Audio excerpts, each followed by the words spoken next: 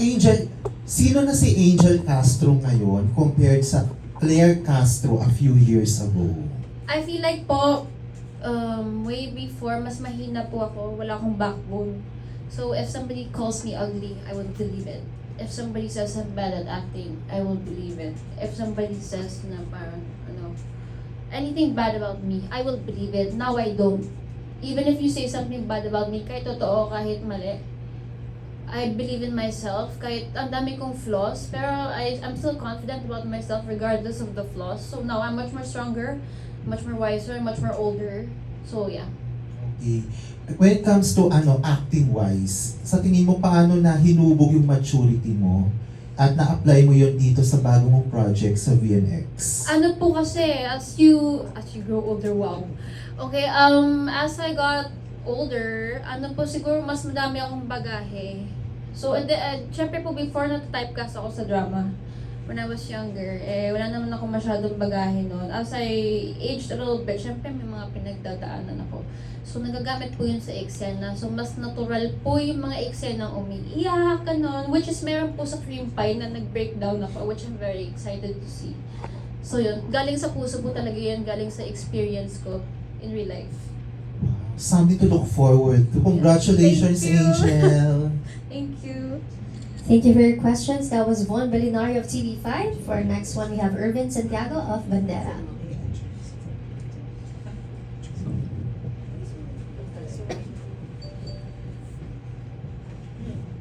Ayan. Angel, congratulations. Thank you. First question ko, kamusta yung naging reaction ng parents nung mag-decide kang tumodo sa Viva? Well, to be honest po kasi, I told them I was joining Viva. But they thought Viva won. Okay. Nagsinungaling ka, Angel? Hindi po. Kasi ang akala ko talaga, both naman po talaga, Viva 1 and Viva Max. Sadyang nauna lang po yung Viva Max. But he probably knows already because he sees on my Instagram. So wala na din po siyang gagawa. Siyempre, I make my own money. I live alone. Yun po. So, and much older. So I don't think he has any qualms about it. And he knows it's acting. It's acting. It's not real. There's not anything real about the scenes. Yes. Daya-daya lang po yun. So okay lang sa kanila na... Hindi ko pa po natatanong pero Ay, nakikita na nila sa IG. Tatanong mo ba, Angel? Hindi na po, okay na yun. Sige. Tapos sabi mo kanina, parang naapektuhan ka ng mga bashing sa'yo Dami na lang. during your younger days. Na, Yeah. may mental health issues ba na involved? Yeah. During, ma'am, name drop, may isa po akong show before. I think it was my first soap na heavy drama. Ito ba yung nagbabago? Yes po. During nung nag-air na po siya, syempre ang daming haters, death threats, whatever. Lahat na lang ng mali sa akin nakikita nila. Kahit yung mga hindi ko nakikita sa sarili ko, nakikita nila. So I went to a shrink and I got diagnosed with depression. And I had to take, Clinically. yes, I had to take medicine for it. So yun po, hindi ko talaga kinaya. But now I feel like I'm much older, much more fierce. And if you see something bad about me, I'm not gonna believe you. Or even if totoong may something bad about me, wala akong pake, basta I'm happy with myself. So recovered ka na mula doon? Yes, I've recovered. I took 2 years off and I feel like I really needed it. Okay. Last question ka na, Angel. Ano yung gaano ka katapang sa pagsabak mo sa Viva Max and may limitations ba na sinabi mo kay Boss Vic? Wala po akong limitations. Ay, paano naman? Game. Game for anything po. Ba't ganyan ka katapang? In terms of sex scenes, well, ayoko na pong sagutin. Sa'yo na lang. Sa akin na lang po yan. Pero bakit nag-decide ka na walang limitations, walang limit?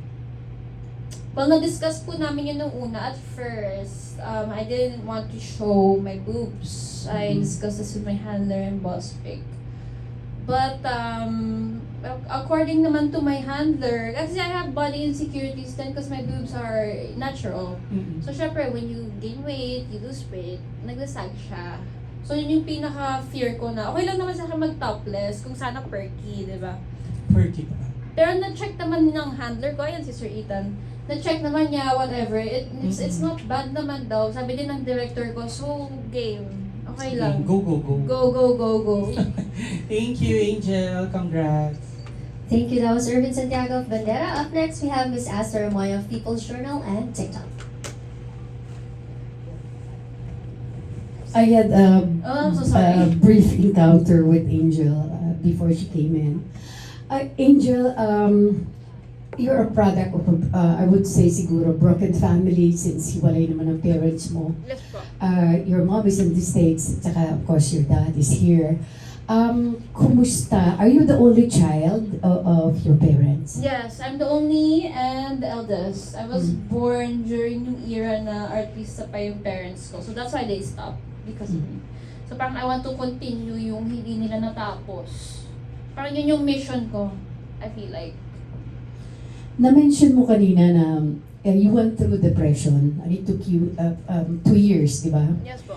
Bago ka nag-come back. So, before you return, anong preparasyon ang ginawa mo? Kasi parang nakikita namin how committed, how confident you are now. Pero anong preparasyon para sabihin mo, this time I'm ready? I took some time off. I took some time to rest.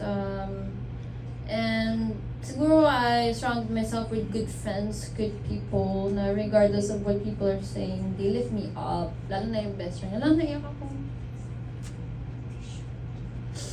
Sorry. Naging yung best friend ko talaga. She's also with Viva, si Erica Davis. When I feel ugly, parang binubuhat niya ako sa tao. So yun, that's why I feel better about myself dahil din sa kanya.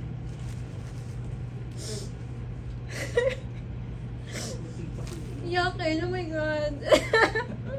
Okay na po, tapos na. Hindi, kasi sabi mo kasi kanina, marami ka ng this time you're ready, at marami kang pinaghuhugutan na because of your past experiences. Okay, so maybe sana one of these days talaga makonsider ka kasi nagsisimula ka na dito as a sexy star. Baliktad nga eh. Nanggaling ka sa mainstream. Tapos, yun na nga. Tapos na nasa BMX ka. Samantala yung iba ay nasa BMX na nagsisimula. Like mainstream. Correct. So, parang ikaw baliktad. Opo. So, where do you want to be identified with? I want to be versatile. But at the same time, I want to be sexy. I want to do everything. You are. Oh, thank you. I want to do everything as much as possible. I want to try everything. Scary films, sexy films. Parang I really want to try everything. Given the choice and the chance, syempre sa daming stars ng Viva, meron ka bang napipisil na gusto mo makatrabaho or maging leading man or